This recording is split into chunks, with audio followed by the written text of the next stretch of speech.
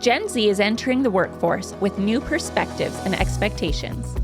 In this podcast, we're here to listen to their stories and experiences, their successes and frustrations, and help employers understand the mindset and perspectives of the up-and-coming workforce.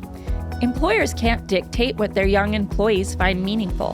What they can do, however, is empower them to create their own sense of purpose and authentic connections. Our curriculum is designed to help them do exactly that. East Valley Leader Lab is committed to paving the way for more curious, engaged, and connected young professionals in the workplace. Hello, I'm Tim Eskew. This is Amanda Stradling. We are East Valley Leader Lab, and this is our podcast, Mind and Body at Work. Like always, if you like the podcast, we hope you'll like, share, and subscribe wherever you get your podcasts. And also, if you're interested, take a look at the link in the show notes about our newest offer called Helping Gen Z Thrive at Work. So it's just Amanda and I in this episode, and what we want to do today is share with you a little bit about a unique element that we try to include in all of our courses, and that is the Chinese symbols, or ideograms. And Amanda usually teaches this portion of the classes, and so I get to sit back and kind of watch what's going on with the participants, and you always see them resonating and viewing this very positively, and they'll say things like, wow, this is cool, this is unique. But actually, this has been around for a long time, right? People have been using symbols for thousands of years to get across complex ideas, morals, cultural values. I mean, isn't that the case? Absolutely. So I got this use of the symbols in teaching from my first martial art teacher, Peter Hill, who has been a guest on our podcast before. Mm-hmm. And he always included them, and it drove home these really complex ideas in really meaningful ways for me during my formative years. But like you said, this has been used all throughout history. Aesop's fables, from ancient Greece, used the symbols of animals to teach different morals. Jesus's parables in the New Testament, right. The widow's mite, even the cross. These are powerful symbols that stick with us 2,000 years later. And they've been around a long time, yeah. Yeah. Buddhist symbols from ancient India. African folktales and proverbs have used symbols and images as well. So, using symbols to teach lessons is nothing new. And they can use non-human, characters, animals. They can be objects, events that represent the human experience. And it's kind of neat because when you're teaching a class using these symbols, it resonates with everybody kind of in different ways, but also it speaks to the shared human experience as well. Right. Yeah, there's room for interpretation, but there's sort of some archetypal ideas that are often captured by these symbols better than just words. Absolutely. And so you talk about how long they've been around and how long we've been using them. But even in modern times, we are using these symbols in a lot of different domains. So, for example, in books, in literature, you see metaphors. Some whole books are designed around metaphors, like George Orwell's Animal Farm. Yeah. One example. In the corporate world, our marketing and our branding, they create these little symbols that convey their whole brand, right? Big companies that we're familiar with, they tell a whole story with that little symbol, or maybe with a cute mascot. So that's how you see it being used today. In education, you mentioned myths and parables. Those are still an important part of education, especially for young people. Amanda had to educate me on this one. In entertainment, right, there's superheroes now that symbolize values like courage and freedom. And I think of the cartoon characters, that represent specific emotions. There's a whole couple of movies about that. Yes. Yeah. Inside Out, right? Yep. That are symbolizing your emotions. Exactly. That's a really cool one. Powerful use of symbols, right, to tell a story, to get a message across. And then, last but not least, in our field, personal development, for a long time, this is one that goes way back, right? And it also still used in modern times as like the lotus flower, right? Yes. Is a symbol of our opening up, our personal growth. Yeah, that one's resonating a lot with people again. Like Yep. It's had kind of a rebirth. Yep. So yeah, it does speak to kind of the human archetypes that we all resonate with, even throughout time. Yep. Yeah, definitely. So they're powerful teaching tools because they engage the imagination, use a little bit of creativity, right?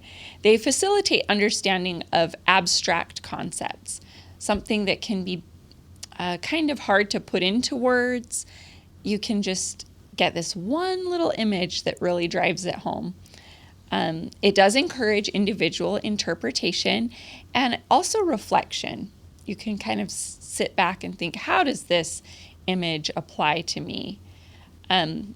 Images can transcend linguistic barriers, Yes. which I think is cool. I think that's one of the comments we get from our participants a lot is like, this is so much more real to me than just, talking about something. Yeah, and of course it just simplifies things, right? Right. It makes it easier to remember. Yeah. So can you give us an example? So I think I have brought this one up in our podcast a few times. We have 15 different symbols at least that we touch on in our classes. But this is one of my favorites because it really applies to the heart of the Leader Lab goals. Mm-hmm. And that's the symbol for intent. So I printed it out. So if you guys can see it there. This symbol, actually, this bottom part here is a heart. It doesn't look like American heart, right? Like a Valentine heart. What it is, this is the flow of the blood, and these three marks are heartbeats. So that's our heart. And this line, it's coming from our heart. It's an arrow being shot from the heart to this big box here is a target. So the arrow represents our words and actions, all the things we do and say. And the target, of course, is our goal, what we're trying to accomplish. And our heart is, both literal, like our literal heart, but also what we truly and deeply care about, which is felt within our body in our heart. So the symbol for intent, my martial arts instructor was constantly bringing everything back to intent. What is your intent? What is your intent? And when he first started saying that, it would kind of go over my head, like to get good grades and graduate or, but this symbol helped me understand that there's a deeper felt sense of care that is personal and unique to me, and that I need to make sure that the things I say and do are aligned with that goal. And so that one symbol has really helped unlock a lot of leadership skills for me and helped me become a more powerful person in my life. Yeah, but it's not just about leadership, right? So you learned it originally in a martial arts context. Yes. Right? So when you're under threat, you need to be sensing that in your body and then getting very focused about what you're going to need to do, reading that other person's energy and responding Absolutely. appropriately.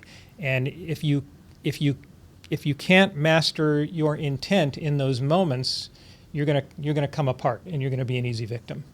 Yeah. And then in leadership, as you were just describing, it's getting in touch with that care that already exists in our body and then acting in alignment with it. So the same symbol, can mean different things in different contexts, can be Yes. interpreted different ways, and yet they're always coming back to some really fundamental ideas that are useful.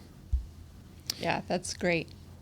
So one more set of distinctions, and these get a little bit technical, but as we use the symbols in an embodied leadership and embodiment context, there's a couple different things that we're trying to accomplish. So one is called conceptual anchoring, and that's where the learner can anchor very abstract concepts like care and intent to physical experiences. So, we come up with exercises after we talk about these symbols. We often put them into practice in some sort of physical embodied exercise. There are embodiment metaphors. Using the symbols as metaphors can help learners develop a deeper understanding of their bodily experiences and emotions, right? So with the symbols, we often get beyond words to people's feelings. It can evoke deep feelings in people. Can I give an example of that one? Yeah, please. So Tai, the first word in Tai Chi, is translated to mean different things, but it usually means ultimate. And the symbol for it, I should have brought today, but it's just the stick figure of a person, like a line this way and that way for the two legs going up, and then a line across for the arms, and a little mark down toward the mid to lower part of the stick person to represent their center.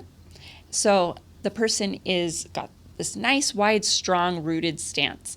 These wide open arms, they're just embracing the world, and they are centered with their breath deep in their belly with that little mark. And that is the ultimate way that we show up. So we'll show people the symbol, and then we'll hold a Tai posture. And as we do that, we're inviting them to think of themselves as showing up as the ultimate version of them. And so they get to feel that and embody that. So it's both an image, it's a practice, it's a feeling, and then it becomes a way of being, right? Right. So you really do embody the metaphors. Yeah, and that one's a really interesting one because it starts with, this ancient symbol. But there are, as a lot of people have heard recently, studies done at Harvard that have measured the impact of taking that ultimate stance right before you do something that's a little bit daunting. It actually changes people's perception of you. In this study, they had a group of interviewee candidates, right? Mm-hmm. And half of them, off camera before the interview, held that Tai posture just for a brief amount of time. And then they all just took the interviews, and then they asked the interviewer which people were most hireable. And it was always the group that had held the posture before. Yep. So I thought that was pretty interesting. And like most studies, it's been repeated, and there's some controversy about it, but it seems to be a pretty robust effect. Yep. One more technical distinction that we talk about is symbols can be used as goals. They can help students choose the ideas and values that they want to embody and better understand how to step into those embodied traits. And this brings us right around to our subject this season, which is helping Gen Z thrive as they enter the workforce, where there are a lot of challenges, AI, the whole generation gap. There's lots going on for them. Definitely. There's lots going on for the organizations. And so one of the ways we use symbols with Gen Z is to provide them with something they can think of as a goal for how they want to show up. So, for example, another symbol ideogram we use a lot is the one for warrior. Yes. Right? And we don't just want to give advice to Gen Z. We want to help them show up a little bit differently, to be responded to a little bit differently. And if they can embody this idea of a warrior, rather than embodying fear or overconfidence or, whatever it is, these symbols become a very powerful way for them to channel something rather than just knowing something. Absolutely. Through their body. That's the warrior symbol is a really great example of that. And that one, even after my 20 plus years of martial art training, it always feels aspirational to me. Yeah. Like it's always still a goal that I'm always working toward and reaching. Right. Because it has a martial context, and it also has a leadership context, right? Yep. Of kind of watching out for the people for the people and the cares that you were trying to protect and you were trying to help grow into the world. So it can it can be used in many contexts. Absolutely. Well, that's wonderful. Anything else to add about our symbols today? I'm sure there's more, but we'll leave it for a future time. Great. All right. Well, to our listeners, thank you so much for joining us today. And I hope this little sample has sparked your curiosity. Be on the lookout for images and symbols that have meaning to you. And see if there are new creative ways that you can look at those metaphors that will inspire you, help you embody new ways of being, or help be a goal for you in your life. And go ahead and comment. Let's get this conversation rolling. But that's all for today. And until next time, be well and keep moving. This has been Mind and Body at Work with the East Valley Leader Lab. Please click on the link in the show notes for a description of our newest offer, Helping Gen Z Thrive at Work. This is our embodiment training to help new young workers integrate into your organization. As always, if this content resonates with you and your cares, please like, share, and/or subscribe to our YouTube channel or wherever it is you get your podcast. Be well and keep moving.